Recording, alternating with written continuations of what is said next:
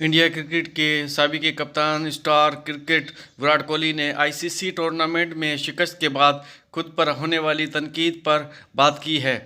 NDV के मुताबिक विराट कोहली ने आरसीबी पॉडकास्ट में अपनी एक हालिया गुफ्तगू में बताया गया कि माजी में कैसे क्रिकेट माहिरीन और शायकीन ने मुझे गलत कहा और मुझे कहा कि ये इसे कप्तानी नहीं आती। वीडियो में आगे बढ़ने से पहले आपसे छोटी सी रिक्वेस्ट है, आपने अभी तक हमारे चैनल को सब्सक्राइब नहीं किया तो चैनल को कर दे सब्सक्राइब, बेल के आइकन को भी दबा दे और ऑल पे प्रेस कर दे ताकि आने वाली वीडियो का नोटिफिकेशन आप तक पहुंचता रहे। विराट कोहली ने ये कहा कि मैंने अपनी ज़ात के लिए नहीं खेला, मैंने अपने वतन के लिए और अच्छा कप्तान बनने के लिए खेला और इसके अलावा मेरे दिल में कोई सोच नहीं थी। जिस तरह की मुझे तनकीद की जा रही है तो मुझे ऐसा लगता है कि या तो रिटायरमेंट हो जाऊं या तो आज के बाद मैं ना खेलूं। ताज़ा अपडेट है दोस्तों आज की।